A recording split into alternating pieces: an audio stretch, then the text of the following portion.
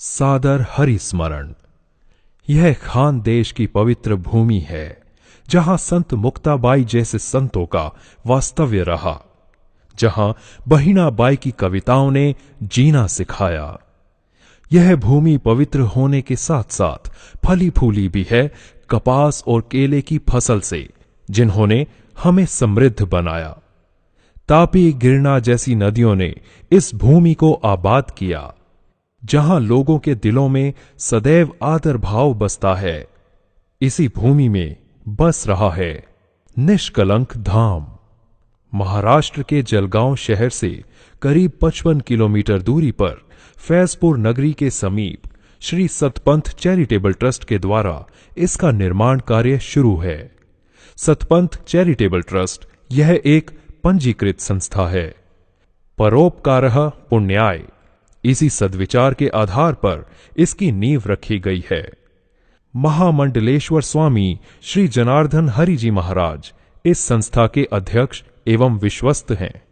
व्यसन मुक्त, निरोगी, सशक्त समाज का निर्माण, सांप्रदायिक सद्भाव जगाना, जनहित कार्यों से आध्यात्मिक उन्नति की ओर बढ़ना, यह इस ट्रस्ट का लक्ष्य है। इसे प्राप्त करने के लिए विविध उपक्रमों का आयोजन ट्रस्ट द्वारा निष्कलंक धाम में किया जाएगा। कुल 3.5 एकड़ क्षेत्र में बसने वाले इस निष्कलंक धाम के कई विभाग होंगे। यह है तुलसी भवन। 30,000 स्क्वायर फीट के विशाल क्षेत्र में बनेगा तुलसी भवन। आध्यात्मिक, शैक्षणिक, सामाजिक, सांस्कृतिक कार्यों को बढ़ावा देने हेतु इस भवन के 4 हिस्से होंगे। 1. रंग मंदिर, 2. सतपंथालय, 3. प्रसादालय, 4. निवासी कक्ष।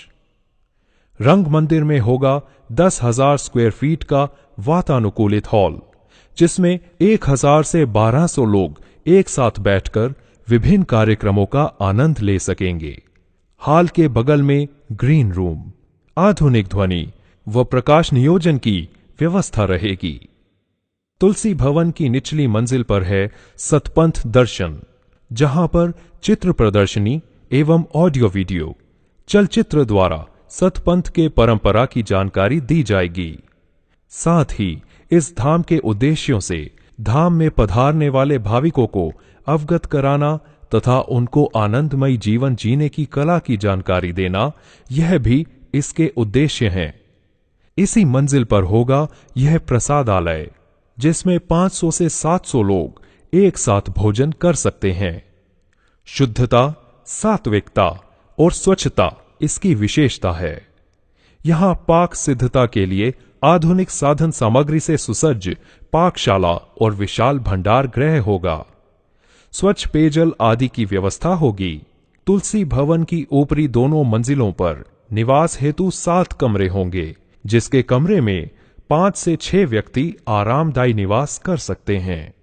हर कमरे में स्वतंत्र रूप से स्नान गृह तथा प्रसाधन गृह की व्यवस्था होगी। यहां लिफ्ट की भी सुविधा होगी। यह है संगीत महाविद्यालय की इमारत, जहां भारतीय शास्त्रीय संगीत की शिक्षा दी जाएगी, जिसमें छात्र गायन वादन, नृत्य तथा नाट्य की संपूर्ण शिक्षा प्राप्त कर सकेंगे। अध्ययन तथा व्यवस्थापन, वाद्यवृंद, अध्यापक और ग्रंथालय, इनके लिए 12 कमरे होंगे। अब इस इमारत की ऊपरी मंजिल पर चलते हैं। यहां बना है ऑडिटोरियम। इसमें विविध सांस्कृतिक कार्यक्रम आयोजित होंगे। यह विद्यार्थियों के लिए एक व्यासपीठ है। संगीत रजनी एवं विख्यात कलाकारों के कार्यक्रमों का आयोजन यहां किया जाएगा। पूर्णतः वातानुकूलित और साउंड प्रूफ इस ऑडिटोरियम में एक साथ 300 लोग बैठ सकते हैं। निष्कलंक धाम की एक और विशेषता की ओर हम चलते हैं। यह है आयुर्वेद पंचकर्म चिकित्सालय। यहां औषधालय, पाक कक्ष तथा भोजन कक्ष भी बनेंगे, जहां शरीर शुद्धि के लिए निवासी पंचकर्म शिविर भी होगा। पंचकर्म के अलावा यहां निसर्गोपचार, एक्यूप्रेशर, एक्यूपंक्चर, चुंबक चिकित्सा, रंग चिकित्सा आदि सेवाएं उपलब्ध होंगी। अब हम चलते हैं आनंद आश्रम की ओर। यहां बेसहारा, निराधार, निसंतान लोगों के लिए निवासी व्यवस्था होगी। जो शुल्क नहीं दे सकते वे यहां पर अपनी सेवा देकर रह सकते हैं। उनके निवास व भोजन तथा चिकित्सा की समुचित व्यवस्था होगी। इसमें कुल 24 कमरे होंगे। सब कुछ होते हुए भी अगर ममता और वात्सल्य देने वाला कोई न रहा तो आदमी का जीवन दुर्धर हो जाता है। उनके लिए यह आश्रम होगा। यह है भक्त निवास। कुल 28 कमरों वाली यह व्यवस्था निष्कलंक धाम में आयोजित विभिन्न कार्यक्रमों में सम्मिलित होने वाले भाविकों तथा अतिथियों के लिए होगी, जिसमें 200 लोग एक साथ निवास कर सकते हैं। निवासी शिविरों के आयोजन में, वार्षिक सांप्रदायिक कार्यक्रमों में बड़ी संख्या में उपस्थित होने वाले भाविकों की निवास व्यवस्था इस भक्त निवास के माध्यम से पूर्ण होगी। अब संत निवास की ओर जाएंगे। संत महात्माओं की निवास व्यवस्था अलग से होगी, जिसमें सुसज्जित मीटिंग हॉल तथा साधना कक्ष भी होगा।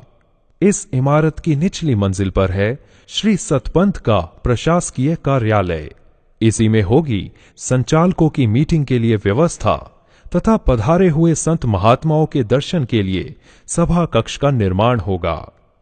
यहीं पर ट्रस्ट के अध्यक्ष का निवास स्थान होगा। अब हम चलते हैं एमपी थिएटर की ओर, जहां पर विभिन्न खुले और विशाल आयोजनों का लाभ एक साथ 1000 लोग ले सकेंगे। जहां पर बड़े पैमाने पर होने वाले महान व्यक्तियों के प्रवचन, श्रेष्ठ विचारवंतों के भाषण तथा सांस्कृतिक, सामाजिक, आध्यात्मिक कार्यक्रम होंगे। आधुनिक ध्वनि व प्रकाश योजना के साथ भव्य मंच भी यहां होगा। भव्य सुंदर भवन, साथ में हरे भरे वृक्ष, हरियाली तथा रंग बिरंगे फूलों के पौधे, फव्वारे, वाटर बॉडीज और शांति तथा सुकून महसूस हो ऐसा पवित्र वातावरण यहां होगा, जो समाज के विभिन्न घटकों को प्रेरित करने में सहायक होगा। आध्यात्मिक, शैक्षणिक, सामाजिक, सांस्कृतिक गतिविधियां, निराधारों की सेवा, गौ सेवा, स्वास्थ्य चिकित्सा, महिला, बाल, युवा, प्रौढ़, वृद्ध, ऐसी सब आयु के वर्ग के लोगों के सकारात्मक गतिविधियों के लिए होगा यह निष्कलंक धाम। इस कार्य यज्ञ में आपका स्वागत है। अच्छे उद्देश्यों को लेकर चल पड़े हैं, पवित्र संकल्प और शुद्ध हेतु से। मुझ अकेले से नहीं होगा और चंद लोगों से भी नहीं होगा। सहायता हम सभी को करनी होगी।